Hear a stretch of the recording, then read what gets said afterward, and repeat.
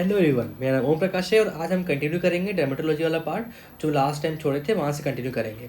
तो हमारा पहला क्वेश्चन था कि स्टीवन जॉनसन सिंड्रोम क्या होता है। ठीक है, तो Steven Johnson syndrome and toxic epidermal necrolysis are severe idiosyncratic reaction. ठीक है, ये वो क्या होता है, ये काफ़ी सीवियर होता है, इडियोसिंक्रेटिक रिएक्शन होता है जिससे आपको फीवर आएगा, कहते हैं fever and mucocutaneous lesions that culminate in epidermal necrosis and slough. ठीक है, तो यह है कि आपका ये टॉक्सिक एपिडर्मल नेक्रोलाइसिस है। ठीक है, टॉक्सिक एपिडर्मल नेक्रोलाइसिस सीवियर होता है, इडियोसिंक्रेटिक रिएक्शन होता है, characterised by fever and mucocutaneous lesion that culminate in epidermal necrosis and slough. ठीक है, तो आपको बाद में क्या होगा, वहाँ पे स्किन में नेक्रोसिस हो जाएगा और वो निकलने लग जाएगा। ठीक है, Steven Johnson syndrome and topical epidermal necrolysis are similar except for amount of area involve. ठीक है, अगर आपका 10% से कम इन्वॉल्व किया है बॉडी सरफेस तो आपका स्टीवन जॉनसन सिंड्रोम होगा, और अगर 30% ज़्यादा किया है तो वो टॉपिकल एंडोडर्मल एपिडर्मल नेक्रोलाइसिस होगा। ठीक है, इसमें होता क्या रखना, आपको फीवर आएगा और म्यूकोक्यूटेनियस लीजन बन जाएगा, जिससे कारण आपको वहाँ पे नेक्रोसिस होगा, नेक्रोसिस और वो निकलने लग जाएगा, स्लॉइंग हो जाएगा। ठीक है,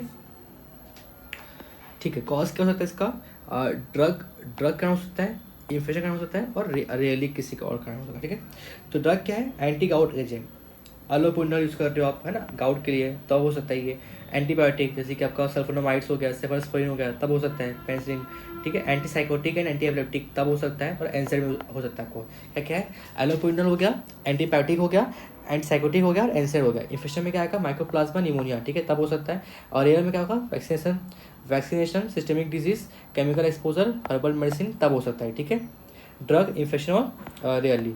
फीचर्स क्या है आपका, स्टीवन जॉनसन सिंड्रोम फीचर्स क्या है, this is less severe condition with involvement of less than 10% of body surface. ठीक है, ये थोड़ा कम सीवियर होता है क्योंकि 10% से कम को एरिया को लेता है। History of drug intake prior to onset of rash. ठीक है, रैश के आने के पहले आपको शरीर में वो एक हिस्ट्री रहेगा ड्रग लेने का। इसमें आपको प्रोड्रोम ऑफ मलाइस, आपको मलाइस आएगा, फीवर आएगा, फॉलोड बाय एथेमेटिस और पुरपुरिक मैक्यूल्स और प्लैक बनेंगे। ठीक है, प्लैक बनेंगे, मैक्यूल्स बनेंगे, फीवर आएगा, मलाइस आएगा।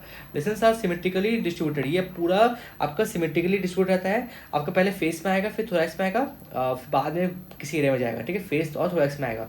Skin lesions progress to epidermal necrosis and sloughing. ठीक है, फिर जो आपका प्लैग और पुरपुरिक मैक्यूल बना था वो आपका बाद में फिर वो नेक्रोसिस हो जाएगा, फिर आपका स्लोइंग आएगा। टारगेट लेसन्स में भी प्रेजेंट। ठीक है, mucosa membrane are involve in most patient. ठीक है, इस पर आपका म्यूकोसा इन्वॉल्व करता है। Oral and oesophageal involvement cause difficulty and pain while swallowing. ठीक है, आपका अगर ओरल कैविटी में होगा और इसोफेगस में का कॉज हुआ है, वहाँ पे इन्फेक्शन हुआ है, अब खाना खाने में दिक्कत होगा, आपको दर्द होगा। अगर आपका जेनेटल यूरिनरी सिस्टम इन्वॉल्व हुआ है तो आपको डिसूरिया और आपको सुसु करने में दिक्कत होगा। अगर ब्रोंकस में हुआ है तो कफ आएंगे, स्लो होंगे, है ना, डिसिप्निया कॉज होगा, निमोनिया हो सकता है, पल्मोनरी एडिमा हो सकता है और हाइपोक्सिया हो सकता है। और आपका किडनी में हुआ तो डोमेनेफ्राइटिस हो सकता है, और अगर लिवर में हुआ तो हेपेटाइटिस हो सकता है आपको। ठीक है, तो क्या क्या तो ओरल कैविटी में हो सकता है, ओरल कैविटी, रेस्पी, किडनी, है ना, रेस्पी हो गया, रीनल हो गया, जेनेटल यूरिनरी ट्रैक्ट हो गया और लीवर हो गया। ठीक है, टॉक्सिक क्या होता है, this is a more severe condition with involvement of more than 30%। बाकी सेम रहेंगे जो अपन यहाँ पढ़े। ठीक है, क्या पढ़े हम लोग कि हिस्ट्री ऑफ ड्रग टेकिंग आएगा, मॉलेज होगा, फीवर आएगा, फिर एर्थेमेटिस और प्रियाटिक मैक्यूल और प्लैक बनेंगे। सिमेट्रिकली ये इन्वॉल्व होते हैं, पहले आपका फेस में आएगा, फिर थोरैक्स में आएगा, फिर बाकी एरिया में जाएगा, एपिडर्मल नेक्रोसिस होगा और स्लाइंग होगा। ठीक है, टारगेट लेसन्स प्रेजेंट रहते हैं। फिर आप कैसे कहाँ कॉज करेगा सिस्टम वो देख लेंगे अपन। ठीक है, अब आते हैं कि कैसे होगा, इसकी इन्वेस्टिगेशन क्या है। तो आपको अनीमिया दिखेगा और न्यूट्रोपिनिया दिखेगा क्योंकि आप खाना कम खा रहे हो, ब्लड कम बन रहा है। आपका लिवर खराब हुआ है तो AST और ALT भी एलिवेट रहेगा, और स्किन बायोप्सी भी आपको रिक्वायर्ड रहेगा। आप कैसे DD क्या है इसका, erythema multiforme, viral drug rashes, toxic syndrome, ये सब इसके DD हैं। कैसे कैसे करोगे मैनेज, ट्रीटमेंट कैसे करोगे, जो कॉज हो रहा है उसको विड्रॉल करना है, फ्लूइड को मेंटेन करना है और इलेक्ट्रोलाइट बैलेंस को मेंटेन करना है, एंटी हिस्टामाइन और स्टेरॉइड देना है, सिल्वर इम्प्रीगमेंटेड नैनो क्रिस्टाइन गॉज देना है फॉर टॉपिकल बाउंड केयर, और सिस्टमिक कॉर्टिकोस्टेरॉइड कब दोगे आप, जब बहुत सीवियर केस तब दोगे, उस पर क्या देगा, पेडिसोन देना है, ठीक है आपको, और IV इम्यूनोग्लोबुलिन देना है आपको, ठीक है, सीवियर केस में। सेप्सिस बहुत मेजर कॉज होता है डेथ का, तो सिस्टमिक एंटीबायोटिक दोगे इन्फेक्शन करने के लिए, इन्फेक्शन का वो रोकने के लिए, ठीक है। ये हो गया स्टीवन जॉनसन सिंड्रोम हो गया। अब आते हैं कि एक्ने वल्गारिस क्या होता है। Acne vulgaris is a chronic skin condition involving blockage and inflammation of pilosebaceous unit को ये ब्लॉक करता है, ठीक है, पाइलोसेबसिस यूनाइट को करता है। एक्ने सीन मोस्ट टीनेजर, ठीक है, आपको मोस्ट देखने को मिलता है एक्ने, वही पिंपल्स जो होते हैं। पीक सीवियरिटी कब होगा आपका, लेट टीनेज ईयर में होगा, बट एक्ने में persist into the third decade and beyond, particularly females, ठीक है, फीमेल्स में, लड़कियों में ये आपके 30 साल के बाद दिखता है, ठीक है। ये हो गया एक्ने हो गया। मेनली किस होगा ये पाइलोसेबसिस ग्लैंड को यूनिट्स को ब्लॉक कर दे रहा है और इन्फेक्शन कॉज कर रहा है। इसकी इटियोपैथीज में आते हैं अपन। Acne occurs through the interplay of 4 major factor, ठीक है, 4 मेजर फैक्टर का नाम का एक्ने होता है। क्या क्या मेजर फैक्टर है, पहला क्या है कि आपका जो सीबम है वो ज़्यादा प्रोड्यूस हो रहा है, इंक्रीज सीबम प्रोडक्शन। आपका जो follicular plugging with sebum and keratin, जो आपका फॉलिकल्स है उसमें आपका सीबम और केराटिन वहाँ पे प्लग कर जा रहा है, और आपका वहाँ बैक्टीरिया कोलोनाइज कर रहा है, और सिस्ट जो है रप्चर हो जा रहा है, जिसके कारण आपका ऑयली और केराटिनस डेब्रिस निकल रहा है, ठीक है। तो acne occurs through the interplay of 4 major factor, increase sebum production, follicular plugging with sebum and keratinocyte. आपको वहाँ पे प्रोपियोनोबैक्टीरियम एक्ने जो एक बैक्टीरिया होता है वो कोलोनाइज कर रहा है, और वहाँ पे रिलीज हो रहा है मल्टीपल इन्फ्लेमेटरी मीडिएटर, तो इंक्रीज सीबम प्रोडक्शन में आते हैं। With the onset of puberty, sebaceous gland enlarge, ठीक है, जब प्यूबर्टी के साथ साथ आपका क्या होगा, सेबेसियस ग्लैंड भी बड़ा होते जाता है और सीबम जो है वो बढ़ जाता है। तो वहाँ पे क्या होगा, क्लियर रिलेशन होता है severity of acne and sebum production, ठीक है। In the complete absence of sebum acne doesn't occur, ठीक है, अगर आपका सीबम एब्सेंस है तो आपको एक्ने नहीं बनेगा। इसमें मेनली वर्क कौन होता है, रेस्पॉन्सिबल कौन होता है, एंड्रोजन, ठीक है, एंड्रोजन रेस्पॉन्सिबल होता है, वही आपका बढ़ाता है सीबम प्रोडक्शन को। अब सीबम बढ़ गया, अब क्या होगा, सीबम बढ़ने का क्या होगा, जो पाइलोसेबसिस डक्ट था वो वहाँ पे हो जाएगा ब्लॉकेज, ठीक है। अब वहाँ पे क्यों, देखो सीबम आ गया, सीबम बहुत ज़्यादा रिलीज हो गया, तो वो क्या करेगा, वहाँ पे ज़्यादा मात्रा में आएगा, तो वहाँ पे जो ब्लॉक था वो ब्लॉक हो जाएगा, डक्ट था वो ब्लॉक हो जाएगा, ठीक है।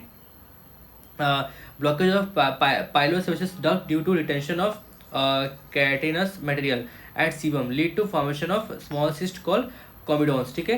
तो वहाँ पे आपको एक सिस्ट बन जाएगा, कॉमिडोन्स बन जाएगा, कॉमिडोन्स, ठीक है।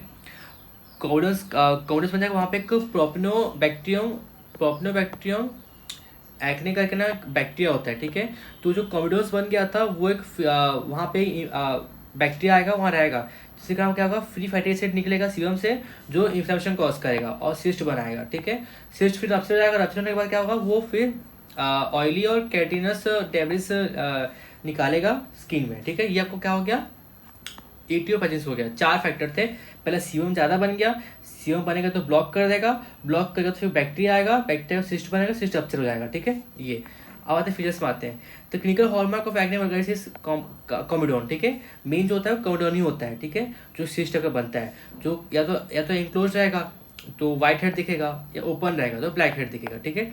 Closed comedones appears as 1 to 2 mm white papules, ठीक है, जो जो बंद रहेगा ना वो आपको वाइट कलर सफ़ेद कलर दिखेगा, छोटे से रहेंगे, और ओपन जो होगा बहुत बड़ा होगा, लार्ज फॉलिकुलर ऑरिफिस रहेगा, और वहाँ पे ऑक्सीडाइज्ड और डार्क हो जाएगा और ऑयली डेब्रिस दिखेगा वो, ठीक है।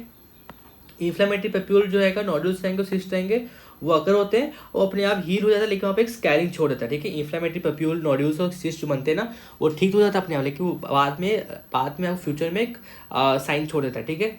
Lesions are maximum on the face, mainly face में होता है, वही शोल्डर्स में, अपर चेस्ट में और बैक में भी हो सकता है, ठीक है। कैसे ठीक करोगे, treatment of acne vulgaris is directed towards elimination of comedones, ठीक है, आपको कॉमिडोन्स को हटाना है क्योंकि वही आपका मेन कॉज कर रहा है।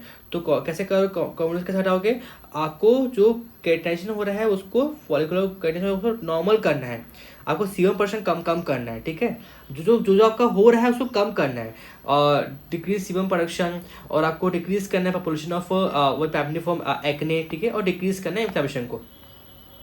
तो कैसे करोगे आप कि आपको माइल्ड टू मॉडरेट एक्ने को आपको क्लियर ठीक है लोकल मेजर, आप रोजाना आपको फेस वॉश करना है, टॉपिकल केराटोलाइटिक एजेंट जैसे retinoic acid, benzoyl peroxide salicylic acid, इसको यूज़ करना है, ठीक है। और टॉपिकल एंटीबैक्टीरियल एजेंट भी यूज़ करना है, एरिथ्रोमाइसिन, क्लिंडामाइसिन, ये यूज़ करना है।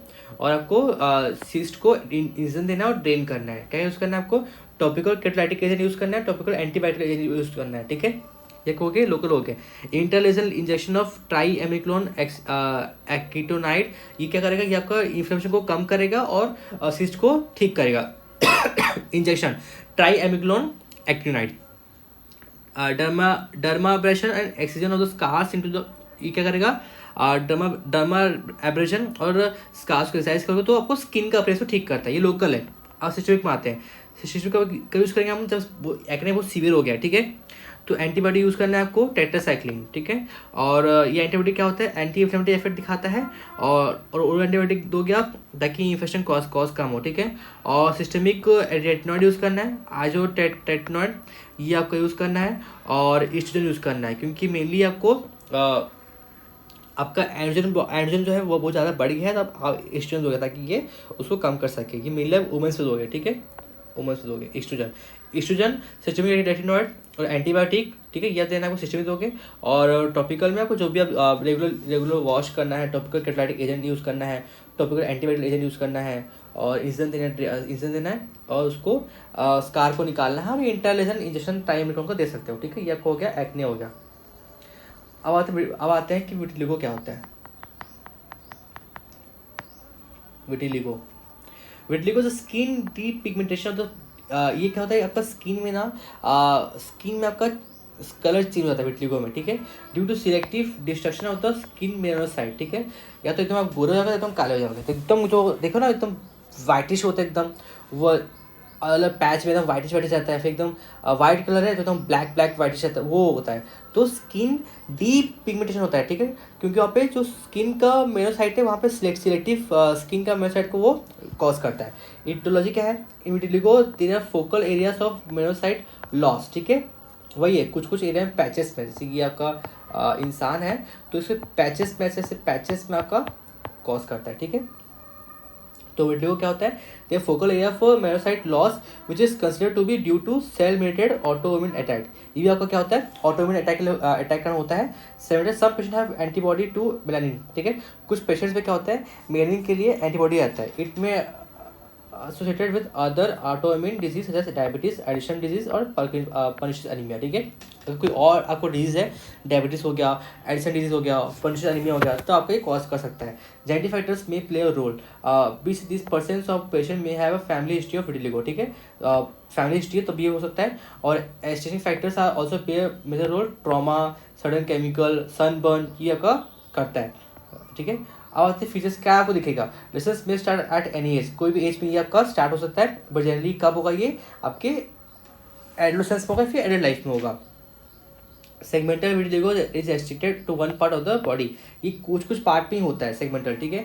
और generalised vitiligo is characterised by many widespread macules often symmetrical and frequently involve the hand, wrist, knee, neck as an area for around the body orifice, ठीक है।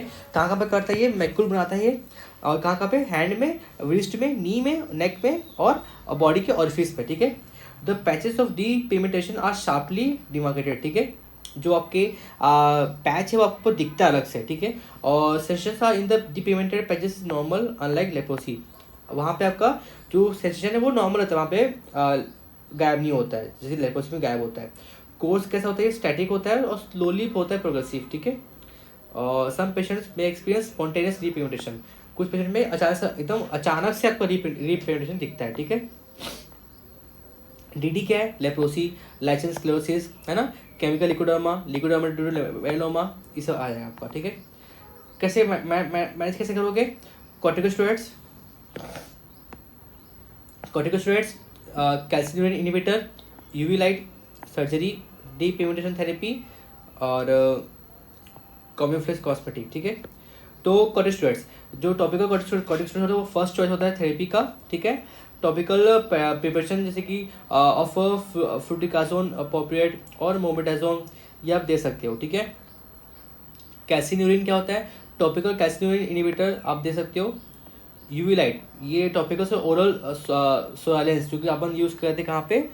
पूरा therapy psoriasis में use कर रहे थे, ठीक है। तो इसका भी यूज़ कर सकते हो, ये भी आपका विटिलिगो में ठीक करता है। सर्जरी कैसे करोगे, उस स्किन को काट के स्प्लिट स्किन ग्राफ्ट कर काट के आप अलग स्किन लगा दोगे, ठीक है, कवर कर दोगे। और deep pigmentation therapy, if there is extensive vitiligo with only small area of normal skin, this normal skin area can be depigmented by using hydroquinone to make the skin look uniform. अब जैसे कि आपके skin में, पूरे body में बहुत ज़्यादा आपका विटिलिगो आ गया और कुछ ही नॉर्मल स्किन है, आप क्या करोगे, उस नॉर्मल स्किन को विटिलिगो के कलर में चेंज कर दोगे ताकि वो एक यूनिफॉर्म दिखेगा आपको, ठीक है। उसको बोलते हैं वो डीप पिगमेंटेशन थेरेपी बोलते हैं। सर्जरी कर दोगे, यूवी लाइट, कैल्शियम इनहिबिटर और corticosteroid. Patient should be advised to avoid excessive sun exposure and to use sunscreen to reduce the risk of skin cancer in long run, ठीक है। Sunscreen use करना है, ज़्यादा सन में नहीं जाना है। कॉम्योफ्लेज कॉस्मेटिक में also helpful to mask the patches, ठीक है। कॉम्योफ्लेज कॉस्मेटिक लगाओगे तो वो हाँ, ये आपका परमानेंट नहीं है, ये आपका टेम्प्रेरी है। कॉम्योफ्लेज मतलब क्या है, वो रंग को बदल देगा, ठीक है, टेम्प्रेरी। इसके साथ आपका डर्मेटोलॉजी चैप्टर खत्म होता है। इस चैप्टर में आपके इतने क्वेश्चन आएंगे। मेन क्वेश्चन क्या आ सकता है आपका, सोरासिस, स्कैबिस, विटिलिगो, ठीक है, और आपका एक्ने वल्गरिस आ सकता है, और स्टीवन जॉनसन सिंड्रोम। ये आपके मेन क्वेश्चन है, ये आपके आते हैं, ठीक है। चलो, थैंक यू।